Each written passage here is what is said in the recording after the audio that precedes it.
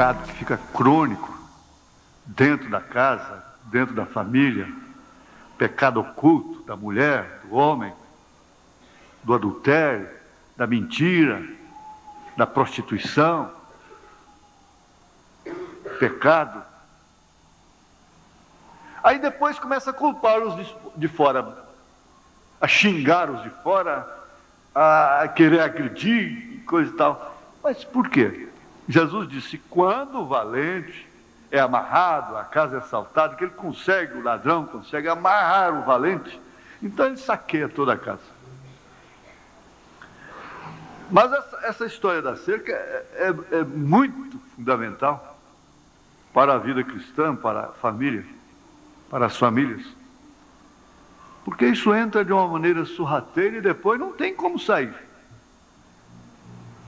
Porque agora, como é que faz? Só se matar, só se botar para fora, só se mandar embora, só se sair. Só se abandonar, só se desfacelar. E ninguém, por força social, quer fazer isso. E o certo é que nós temos aí um montão de homens sujeitos a espíritos, de mulheres carregadas de pecado por causa da ordem social, para não destruir a família. Mulheres, homens, sujeitos a espíritos dos mais baixos, dos piores. Faz isso, faz aquilo outro, dá isso, me dá aquilo, e tem que dar.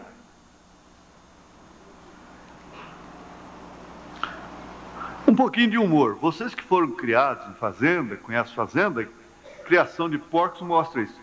O leitãozinho passa no buraco da cerca, do curral, que é a cerca de pau em pé. E vai lá no soro, enquanto tem soro, ele está esticando. Enquanto tem couro, ele está tomando soro. Esticando a barriga que vira um tamborzinho. Não é verdade? Pode bater, vai pum, pum, pum, pum, pum. Aí quando ele vai voltar, engarrancha no buraco, que a barriga não deixa passar. E aí dando a gritar, e o negócio vira um canudo para trás. O irmão Prata lembrou aqui, ó. Não é verdade, irmão? Ainda bem que a coisa escapa, né? Mas até lá já recebeu muita mordida de cachorro, viu? Meus irmãos, isso é para meditar mesmo. O fundamento da meditação está nisso. Todas as vezes que Israel fracassou, não foi gigantismo do inimigo, não foi força do inimigo. Para você ter uma ideia, ele acabou de vencer a Jericó, derrubou tudo por terra, acabou com tudo. Logo ali na frente tinha uma cidadezinha muito pequena chamada Ai, não? Ai? Foi num instante já tinha perdido 30 e tantos generais, perdendo para um inimigo muito menor. Venceu tantos pecados enormes, venceu tanta coisa no passado, e agora está perdendo para coisas. O inimigo não quer te laçar com pecadão, não, se é que existe pecadão. Ele pode te laçar com pecadinho mesmo, porque ele sabe que pecado não tem tamanho. Então houve um inventário, porque o problema não estava realmente no inimigo. Não, o profeta diz, você não tem nem que culpar o diabo mais. Você não tem que culpar o diabo, você foi lá, na fronteira, você deu ouvido para ele, você quis. Ele disse, é como a mulher, ela tem que dizer sim ou não, a menos que seja violentada, mas fora disto, ela tem que aceitar ou não, ela pode aceitar ou não. Olha, isso é bom. Bom que todos voltemos para casa pensando nisso. Culpa. E põe nomes baixos nas pessoas e xinga os nomes de baixo calão, que só mulheres de rua, das mais baixas, é que falam, às vezes são ditos dentro de casa, diante de filhos, para esposos, para mulheres, para as mães. Nomes baixos.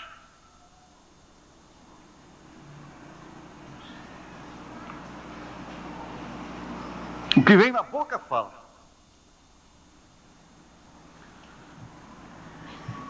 Mas a culpa não está na outra, no outro, no vizinho. Não. A culpa está lá dentro de casa. Um pregador que trabalhou comigo há algum tempo, irmão Valmo, de vez em quando ele dava uma mensagem assim: o seu problema é o seu pecado. O seu pecado é o seu problema. Você não tem que culpar a ninguém.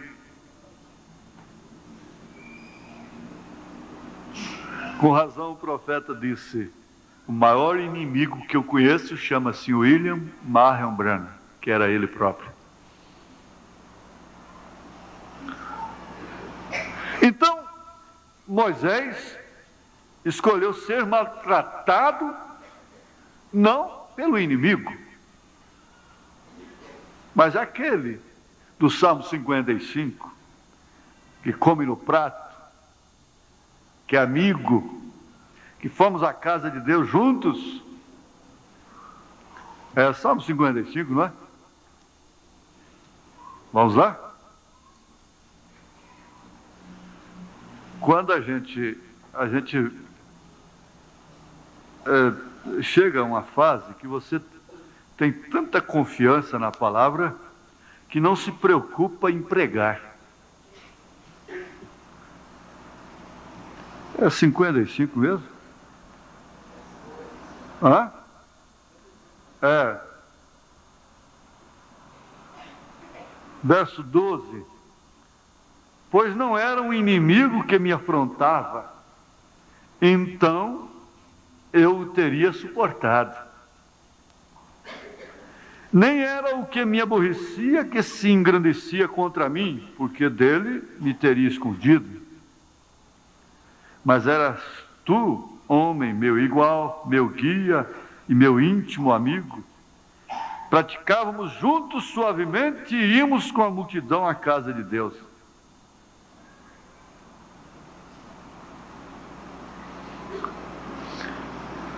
Ele preferiu ser maltratado com o povo de Deus do que, por um pouco de tempo, ter o gozo do pecado, tendo por maiores riquezas o vitupério de Cristo do que os tesouros do Egito, porque tinha em vista a recompensa. Pela fé, ele deixou o Egito, não temendo a ira do rei, porque ficou firme como vendo o invisível. Pela fé ele celebrou a Páscoa e a aspersão do sangue, para que o destruidor dos primogênitos lhes não tocasse, que o anjo da morte não entrasse.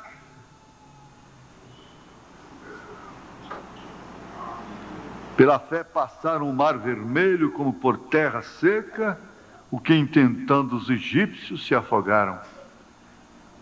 Pela fé caíram os muros de Jericó, sendo rodeados durante 7 dias. Olha, aquele homem estava identificado com sua chamada.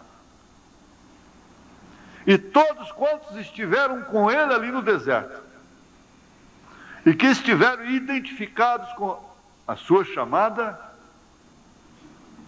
tiveram a mesma recompensa. Você tem que entender que a criança, a moça, o moço, o adolescente, não? o jovem já feito, o homem, a mulher. Cada pessoa tem uma chamada. A coisa que precisa acontecer de sublime na sua vida é, sem dúvida alguma, a sua identificação com a sua chamada.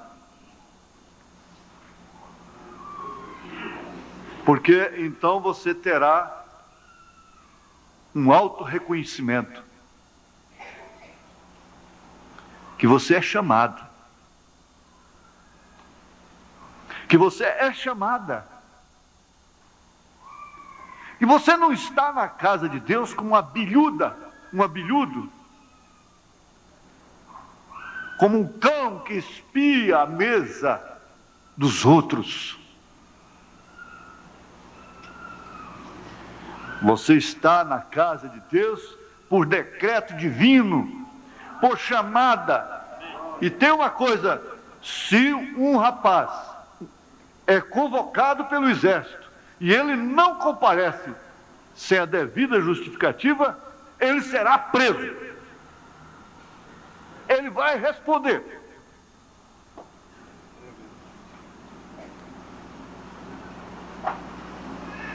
Por isso, se você é chamada pela presciência divina, o melhor que você faz é atender essa chamada. Ele me chamou e eu respondi.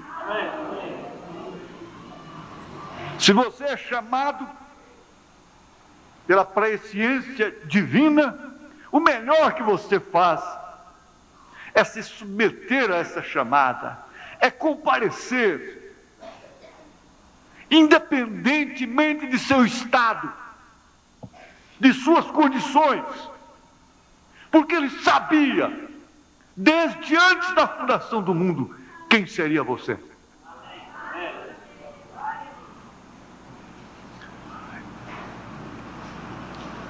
E temos de convir, temos de reconhecer que ninguém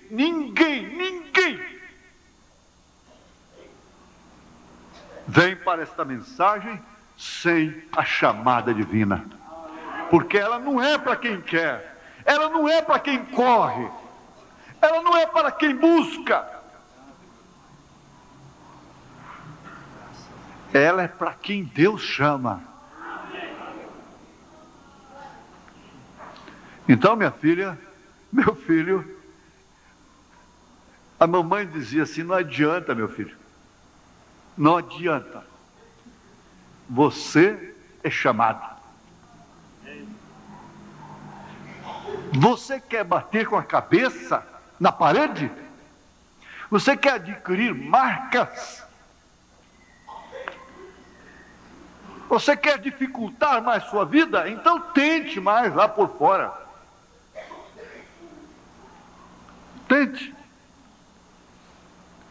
Seja teimosa, seja teimoso, vá, continue. No seu êxodo, quer dizer, saída da casa de Deus, da casa do Pai. Mas vai chegar a hora de você desejar comer bolotas de porcos.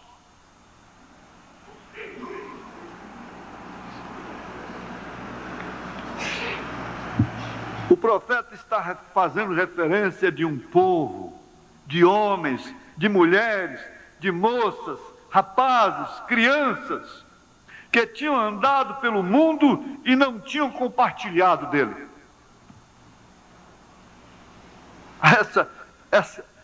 Essa é, como dizem, é boa. Veja.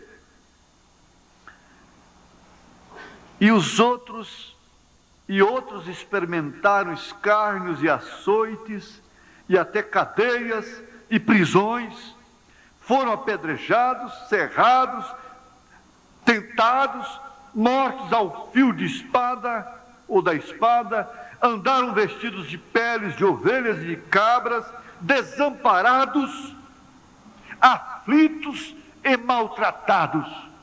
Aflito, por que aflito?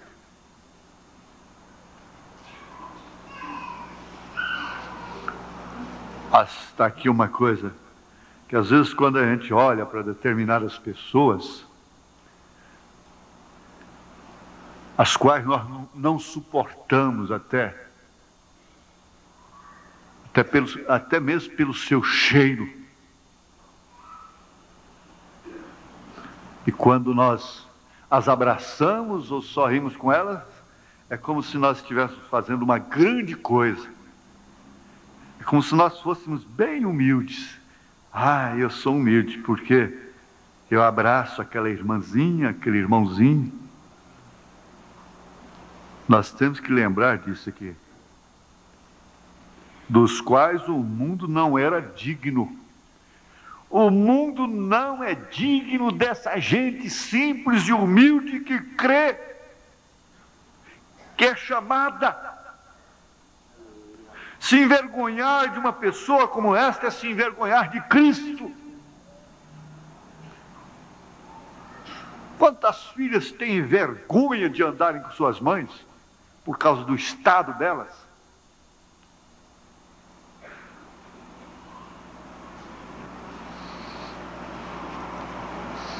Dos quais o mundo não era digno.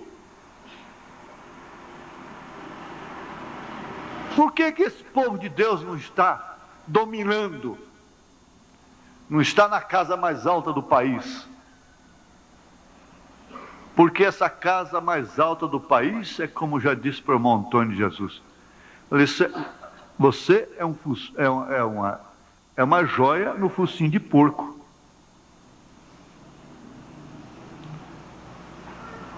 É uma pérola no focinho de porco.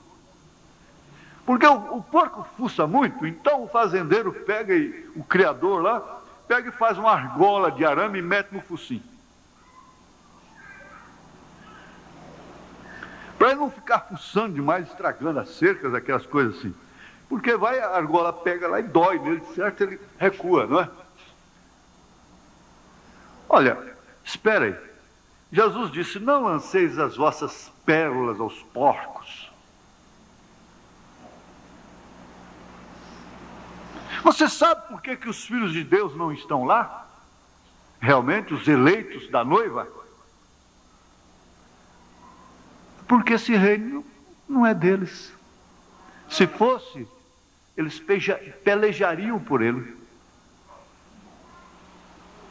Jesus disse assim. Por quê? Eles não são dignos. O mundo não é digno.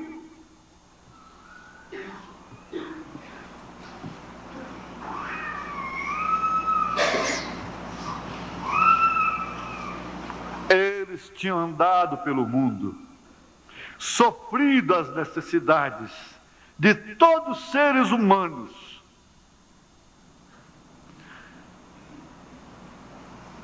Mas tem uma coisa, eles não tinham compartilhado dele. Eles não tinham permitido aos sistemas do mundo vencê-los.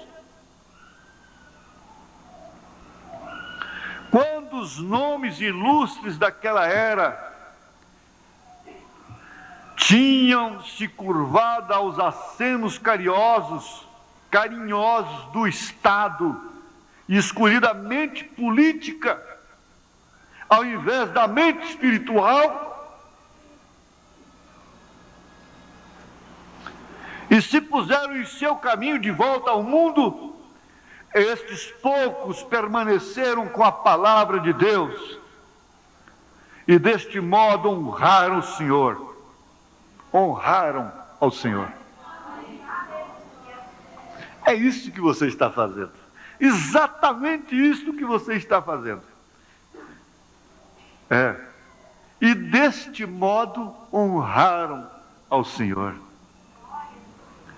Agora, em compensação, Ele, o Senhor, os honraria. Você honrou a Deus, Deus também vai te honrar. Pode estar certo disso.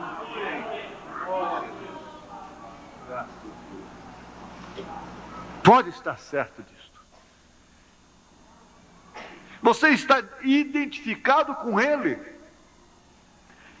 não pelos seus méritos, mas pela sua chamada. Aí Paulo disse assim: você vai censurar a Deus porque amou a Jacó e aborreceu Esaú?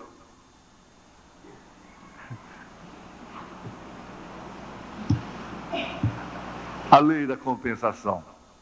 Em compensação, ele os honraria. Sabe por quê? Porque eles andarão com ele de branco. Amém. Ah, mas isso aqui faz crescer o espírito.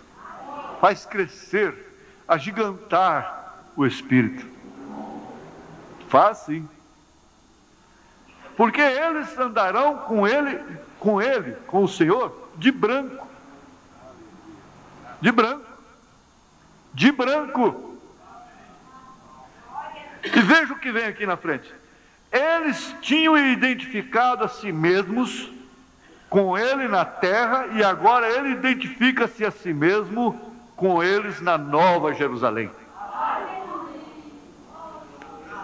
Você está se identificando com ele agora, ele se identificará com você na Nova Jerusalém.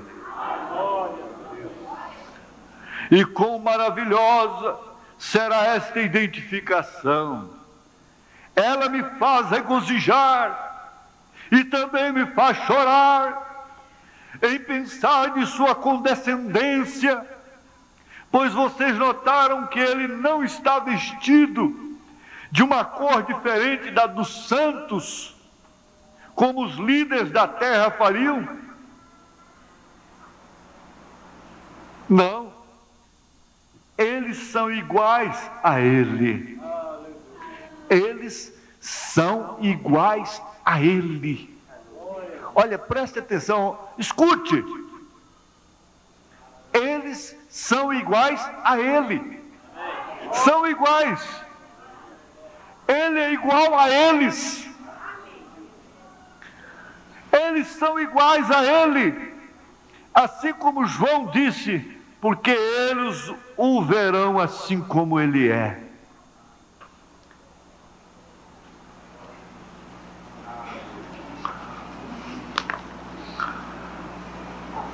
Porque eles são dignos. Vocês fazem uma ideia de quem está dizendo isto? Quem é que está dizendo isso? É Jesus. É Jesus. Aquele que é digno de tomar o livro das mãos daquele que se assenta no trono. Agora, este que é digno está dizendo aos seus santos: vocês são dignos. Eis aqui o único qualificado para julgar. E na realidade, todo julgamento está cometido a ele. E ele diz: vocês são dignos. Estas palavras são tão fulminantes como as palavras em Romanos 3,33. Deus diz: eu sou justo. Ali na branca luz da justiça de Deus, ouça a doce voz de Jesus, quando ele diz: estes, e entre estes está você. Estes são meus. Estes me pertencem. Estes são meus. Mas quem te deu? Eu comprei. Eu comprei lá no Calvário. Olha, se você quer saber mais, eu coloquei o nome de cada um deles no meu livro, desde antes da fundação do mundo. Eu vim simplesmente redimi-los. Eu vim simplesmente resgatá-los. Se você quer saber realmente,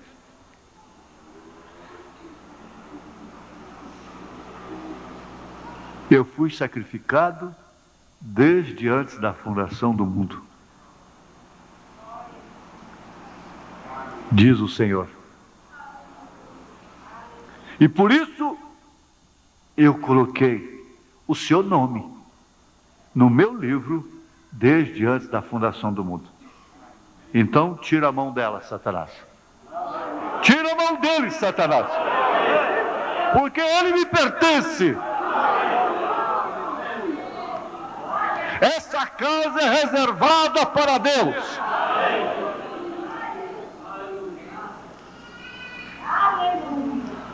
O sinal do sangue está nela. O sinal do sangue está nele.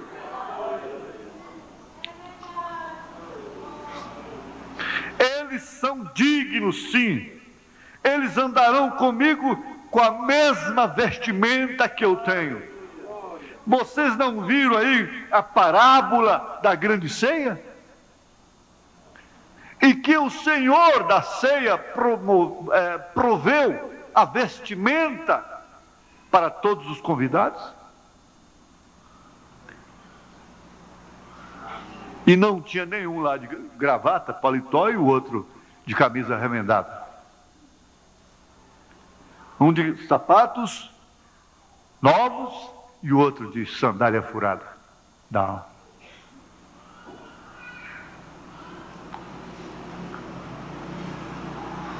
Ele tinha alguém para ficar ali na porta, e bastava aquele manco, aleijado, aquele paupérrimo, pobretão dos valados, aquela gente que eles chamam assim, gente menos esclarecida,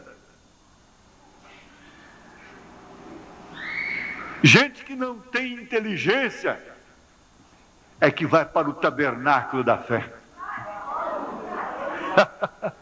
Eles dizem assim, Jesus veio e disse: graças te dou, Pai, Senhor dos céus e da terra, porque escondeste essas coisas para eles e revelaste aos pequeninos.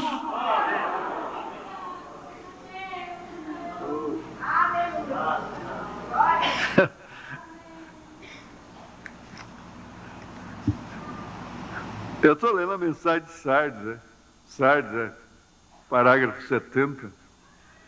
Aqui o 110 também, ele disse, se referindo à noiva: agora podemos ver porque a noiva, ela estava nele como Eva estava em Adão, redimida, comprada de volta pelo dono original, e não pode jamais ter seus nomes, ter os nomes de seus membros retirados do registro.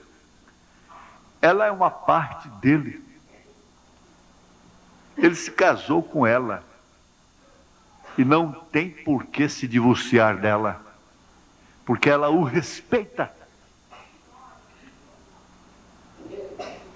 A primeira mulher adulterou, casou-se, deitou-se com o Estado, ele a repudiou, vomitou de sua boca. A igreja que casou com o Estado, Jesus vomitou-a de sua boca. E quando a mulher casa com um homem rico, ela fica rica também. Ela é rica, abastada. Ela tem poder político, religioso. Mas ela é a grande prostituta de Apocalipse, capítulo 17. Ela foi repudiada. Ele não é um tolerante. Ele não tem que dar satisfação à ordem social. Ele a repudiou.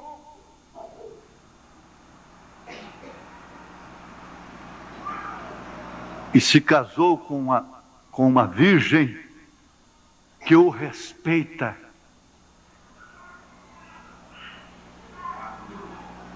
Que o respeita de coração. Que o honra de coração. Que quanto mais sofre por ele, mais o ama. Que não lança em rosto dele, com ataque histérico, as suas necessidades. Que não lava o seu rosto, para não dizer sua cara. Ela é uma parte dele. Agora ela está no trono. Ela não pode nunca ser julgada. Cada um na noiva é um membro dele. E olha aqui, preste atenção, escute, abra bem os ouvidos. E ele não perde nenhum. Nenhum. Olha, escuta aqui, nenhum. Ele não perde nenhum. Nenhum. Veja aqui. São João 10. Dou-lhes a vida eterna e nunca hão de perecer, e ninguém as arrebatará da minha mão. Ninguém. Ninguém. Meu Pai quem mas deu é maior do que todos. Ninguém pode arrebatá-las da mão de meu Pai.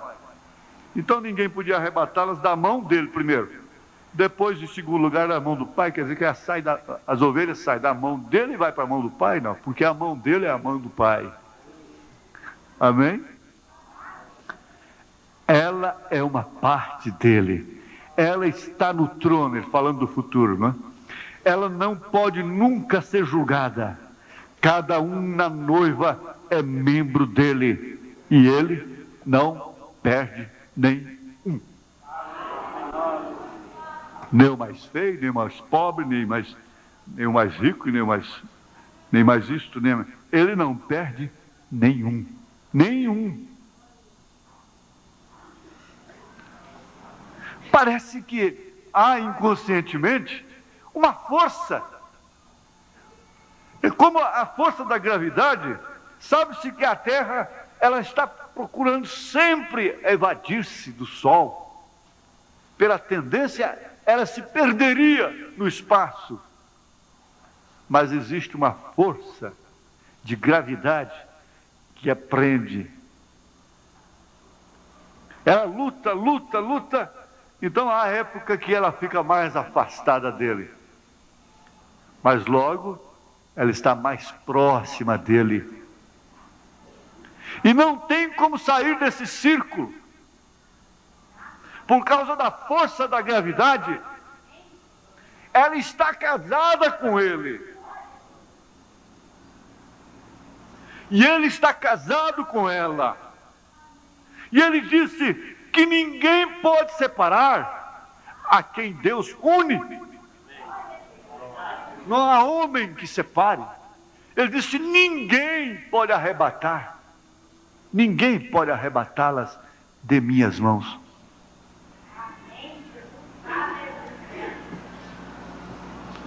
Agora, vamos voltar lá no princípio.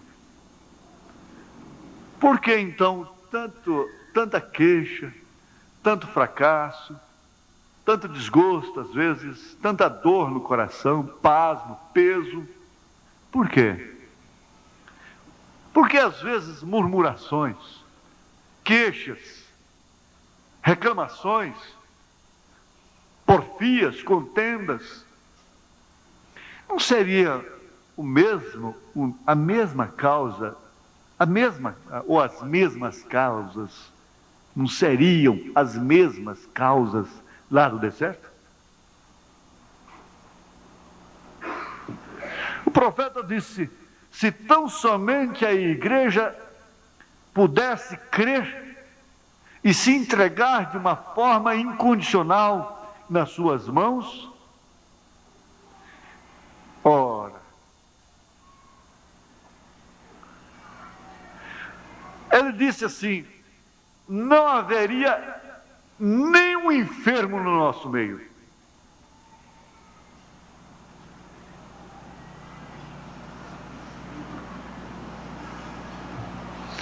Não haveria nenhum problema crônico de casamento. Crônico. Que só Deus pode resolver. Unicamente Deus, mais ninguém. Não tem amigos, não tem amigas, não tem ninguém. Por isso é perder tempo, é se expor, é se desgastar, é se precipitar, é botar a mão na arca, tentar consertar certas coisas. Se meter no meio daquilo.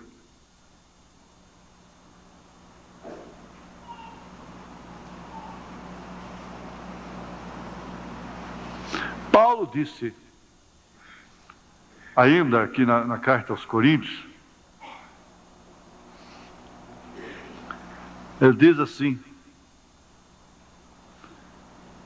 eu não pude, irmãos, eu não vos pude falar como espirituais, mas como a carnais, como a meninos em Cristo. Mas, Paulo, espera aí, você tem uma igreja que você chama de carnal? Você se põe na frente, uma igreja que enfrenta até cadeia por causa do nome de Jesus? E você chega e diz que esse povo é carnal, que você não pode falar a esse povo como a espirituais. Ele diz, é assim, são carnais. Eu os criei com leite, e não com manjar, porque ainda não, ele dizendo à igreja, ainda não podias, nem tão pouco ainda agora podeis. O que é isso? Porque ainda sois carnais. Espera aí, depois de tanto tempo, tendo um pastor como Paulo, para começar, Paulo não tinha mulher, não tinha filho, não tinha ninguém, para ninguém acusar.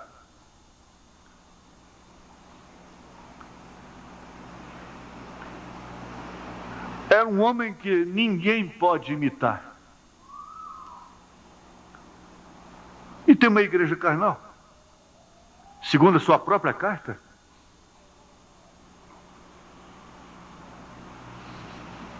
Aí que está a diferença, a grande diferença de uma igreja dirigida por um assalariado mesclado de colarim clerical, por um solteirão de batina. A diferença de uma igreja dirigida por um papa, por um reverendo, da igreja dirigida por um apóstolo. Porque o apóstolo, o profeta, reconhece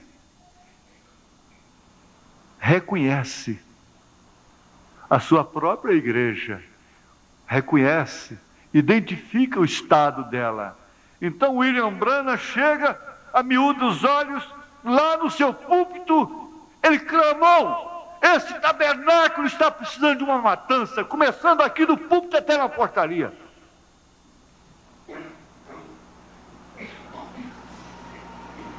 Agora, isso é realmente ministério, é confiança.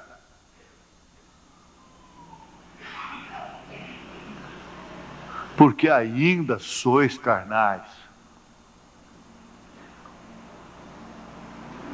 Por que são carnais? Pense nisso.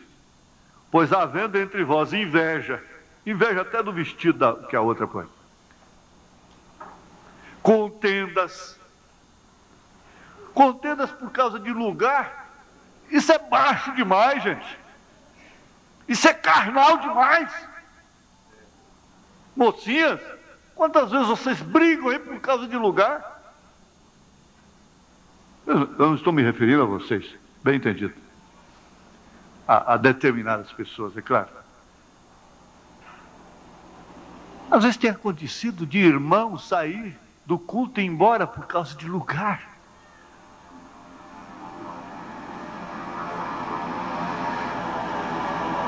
Isso não é ser carnal, porventura?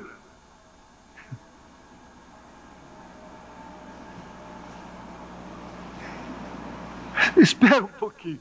Olha, com razão, o irmão Sidney Jackson, lá na Alemanha, eu presenciei, eu vi, mas aquilo eu nunca esqueço, ele com a Bíblia assim na mão, e ele disse: ai de nós se nós não tivéssemos essa carta de Paulo aos Coríntios.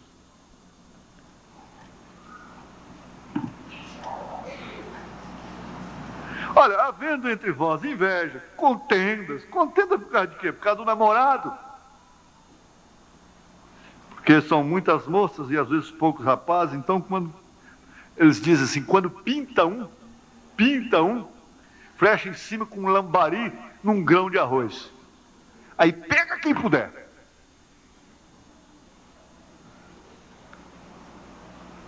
Contenda. Você não tem confiança para ficar lá no curral, tem? Por que não tem confiança para ficar no curral lá? Porque se ele é um bom moço, ele não vai nessa onda de Dom João, não.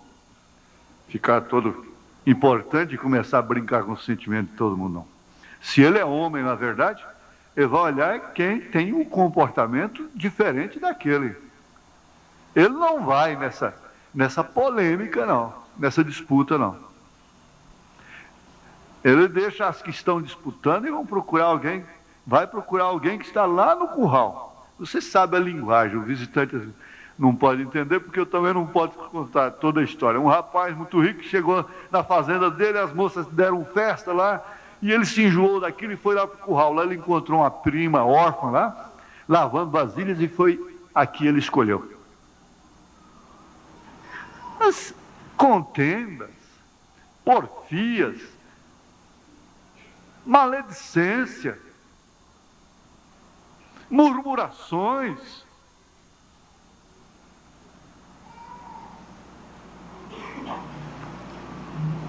por causa disto, por causa daquilo outro.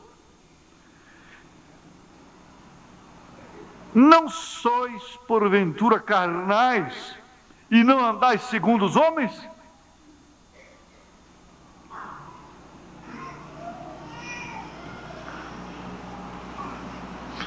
Irmãos, sem dúvida alguma, esse pensamento, essa meditação vai causar algum efeito. Se você atinar para isso, a pessoa mais humilde que está aqui dentro, mais simples de entender as coisas, você tem que entender isto aqui.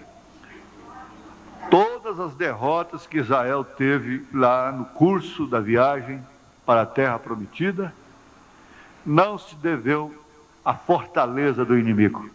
O inimigo cresceu quando a causa estava dentro de Israel.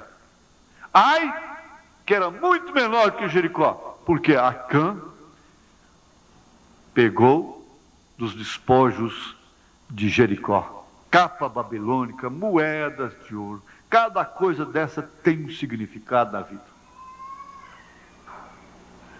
E ocultou aquilo na sua tenda.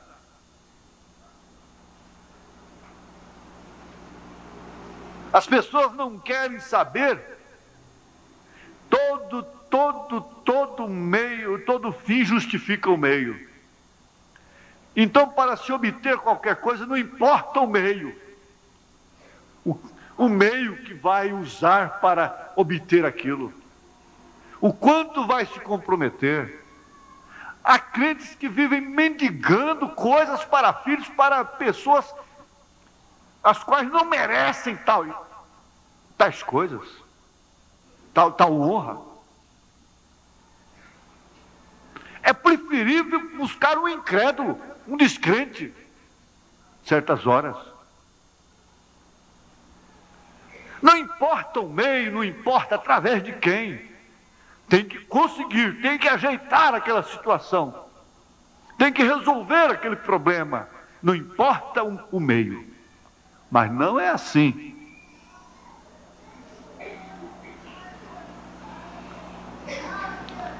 O fim não pode justificar o meio em todos os sentidos, em todas as ocasiões da vida. O irmão Brana usou entrar na África como caçador para poder pregar.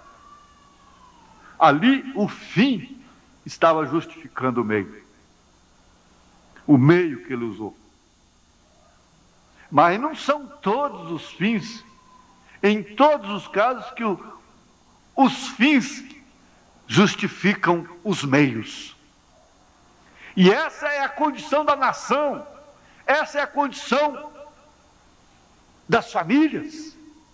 Se comprometem, vendem-se para políticos, em troca de benefícios.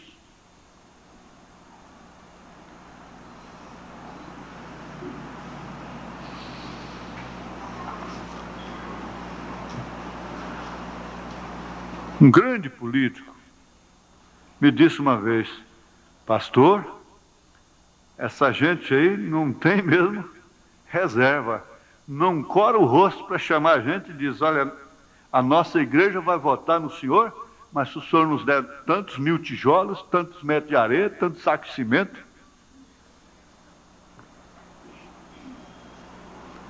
Que coisa!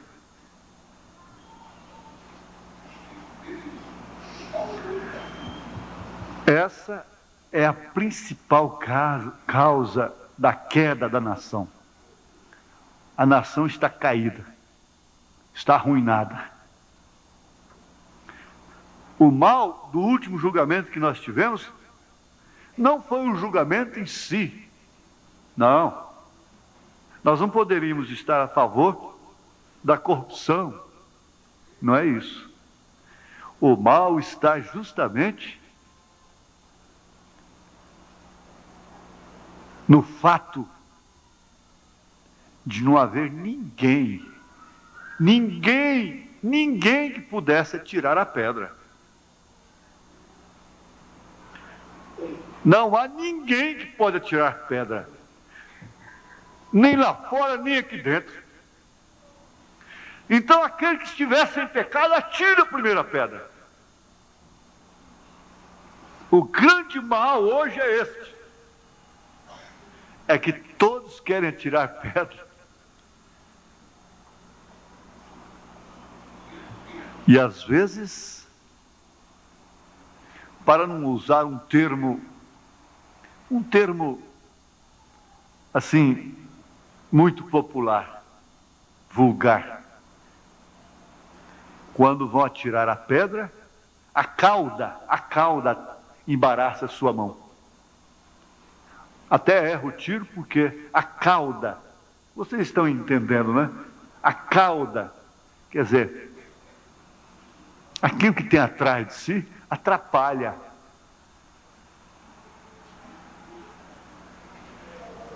E o irmão Brana, Jesus Cristo disse para aqueles homens que não tinham nada, eles não tinham cauda, um termo mais clássico, socialmente falando, mas ele os apanhou justamente ali: aquele que estiver sem pecado, atire a primeira pedra.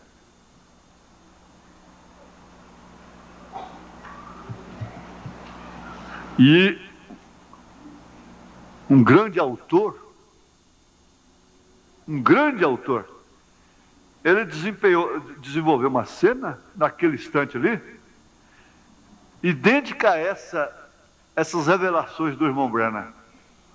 Aí então, aquele chefe daqueles acusadores, o líder deles, ele falou, Jesus falou com ele.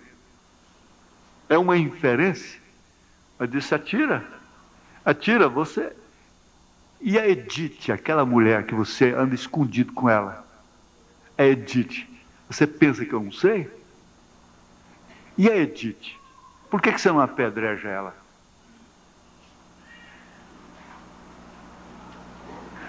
Todo o mal que o homem condena está nele.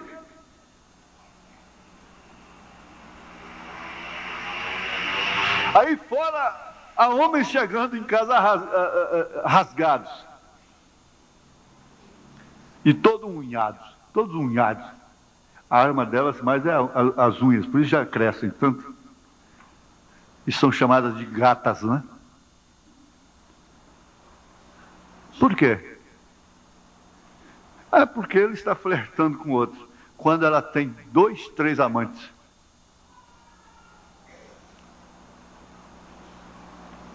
A coisa, o mundo está dessa forma e ninguém pode julgar a ninguém. Ninguém pode atirar a pedra.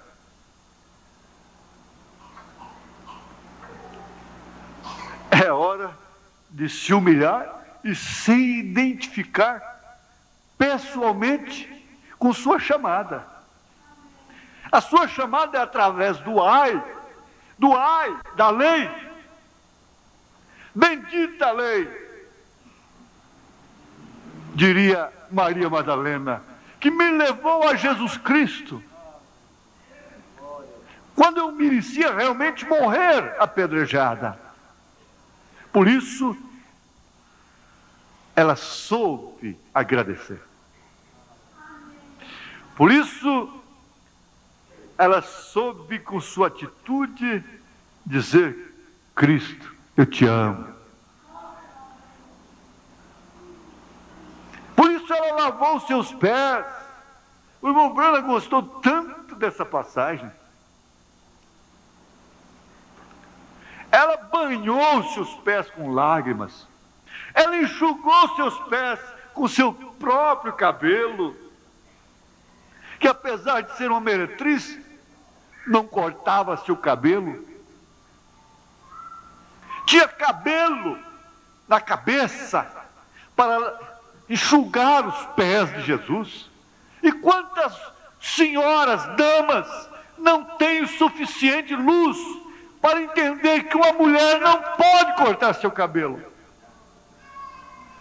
O culpado são os líderes, é a religião mãe, os intérpretes da Bíblia.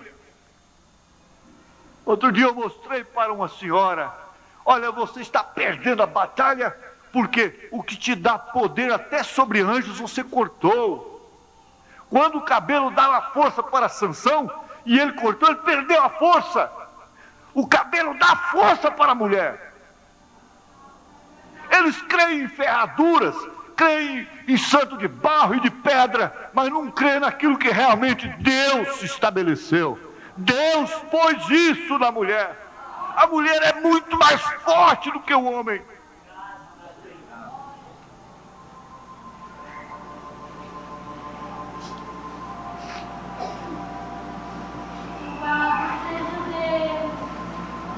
Ela soube agradecer.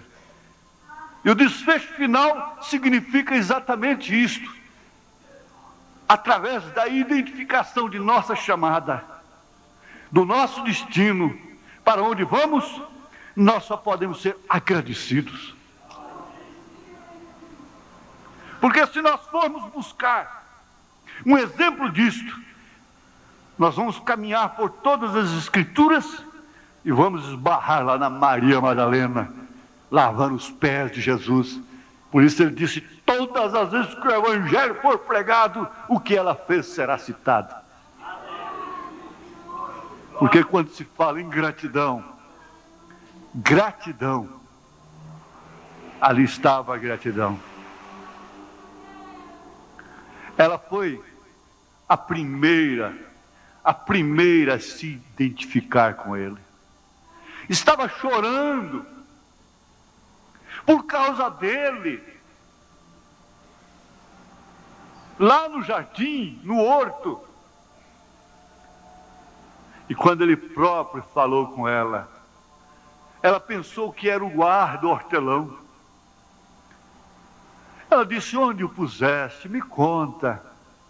Eu quero ir até onde está seu corpo. Ele disse: Maria. Ela disse: Rabone, que quer dizer mestre, mestre. E dali ela saiu gritando: ele vive, ele vive, ele vive. Ela saiu gritando. Não foi nem mesmo a sua mãe que ouviu primeiro. Não.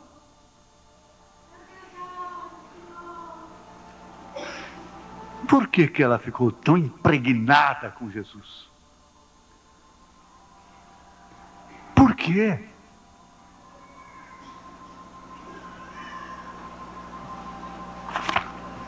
A ponto de ser a primeira.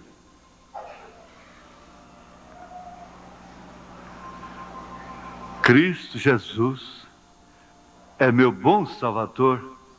Desejo amá-lo mais todos os dias. Ele é meu pastor. Desejo amá-lo mais. Cristo, eu amo.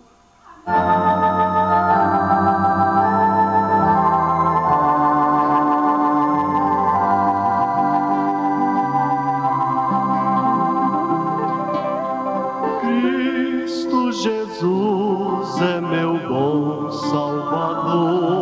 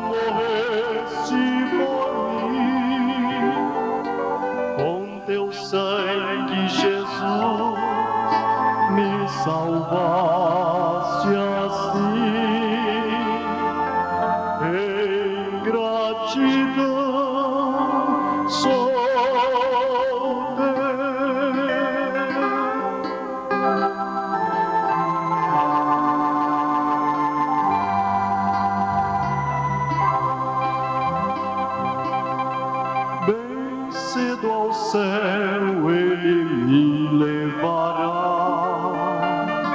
Desejo amá-lo mais, eternamente Ele me guiará. Desejo amá-lo mais.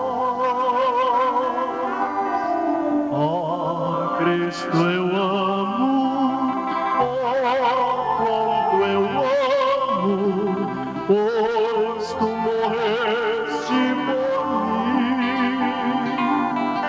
Com teu sangue, Jesus, me salvaste assim. Em gratidão sou teu.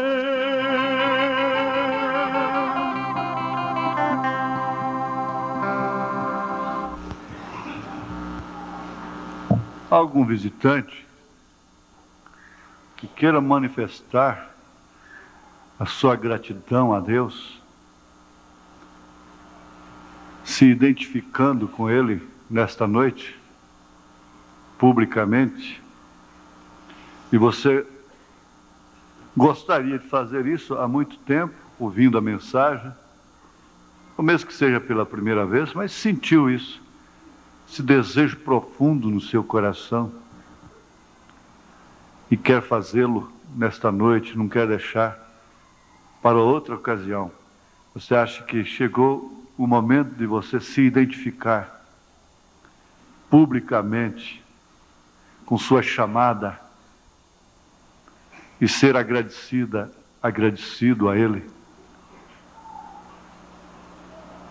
e encomendar a sua alma a Ele nesta noite, como um presente de gratidão a Ele. E assim você estará manifestando a sua eleição, a sua predestinação, que você estava nele desde antes da fundação do mundo. Você é uma parte dele. Por favor, se isso te faz sentir bem, vem aqui à frente. Vem aqui à frente. Isso. Se algum irmão está afastado, irmã, sentiu nessa noite de identificar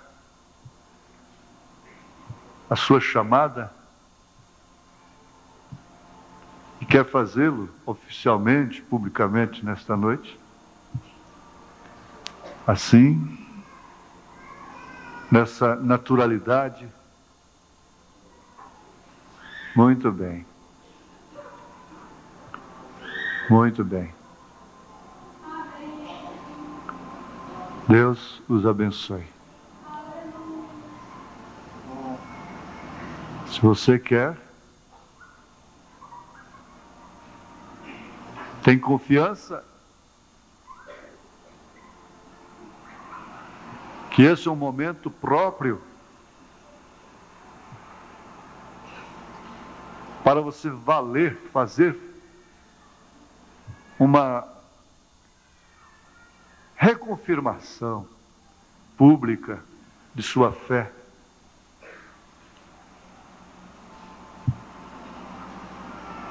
Você não tem como ficar sem se identificar. Você tem que se identificar. Você é dele. Você nunca deixou de ser dele. Ele não poderia te perder nunca.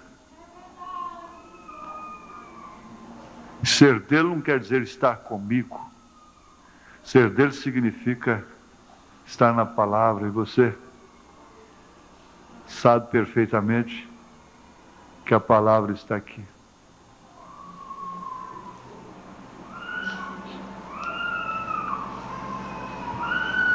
Fazia tempo que eu não fazia essa chamada, e graças a Deus, hoje ela nos deixa muito felizes.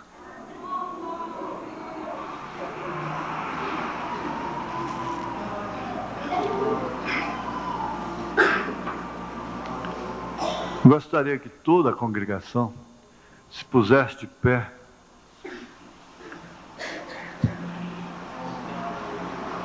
e mesmo de olhos abertos, sentisse uma gratidão no seu coração. Aquela gratidão especial, aquela gratidão que você não tem como expressá-la com palavras. Maria não tinha como expressá-la com palavras.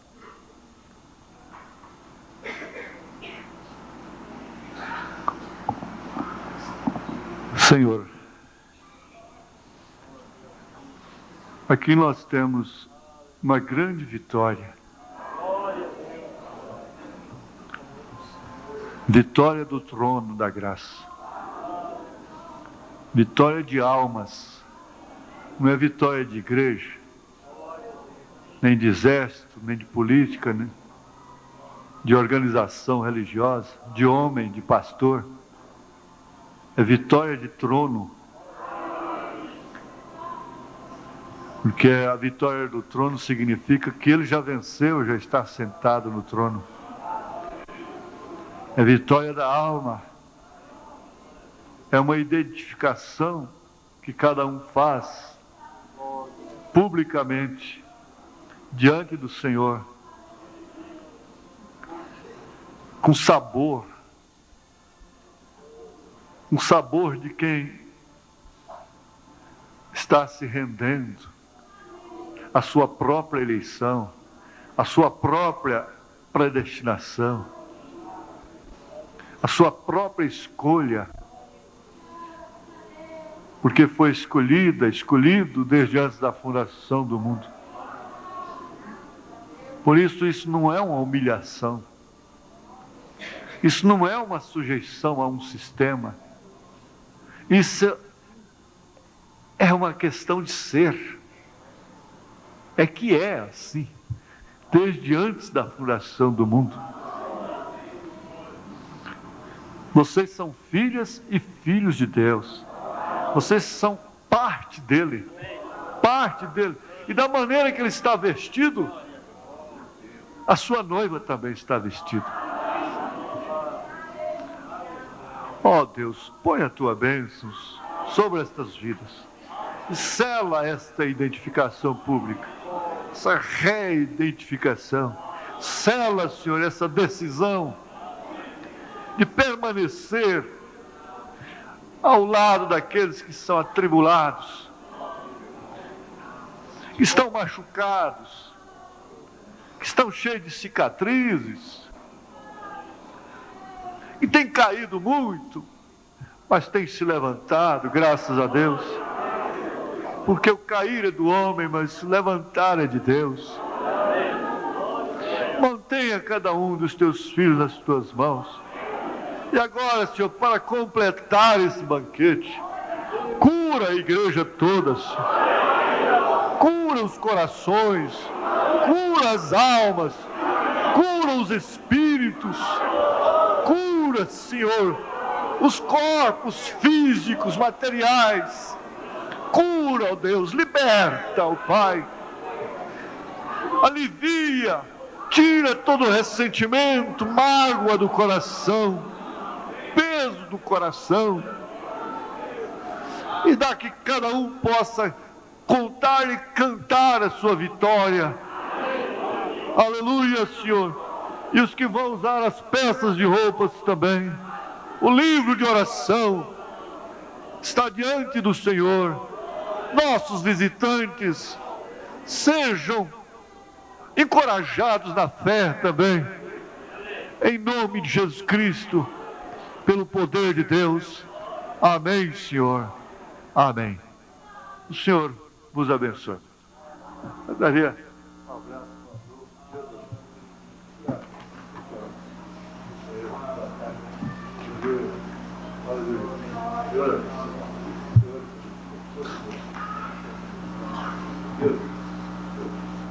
Amém. Amém. Glória a Deus. Você é um pregador do Evangelho também, e você está aqui por uma boa causa. Você não está doente. Você está em necessidade e você quer um avivamento pentecostal para começar em sua igreja. Todos nós queremos isso. Vamos todos ficar de pé.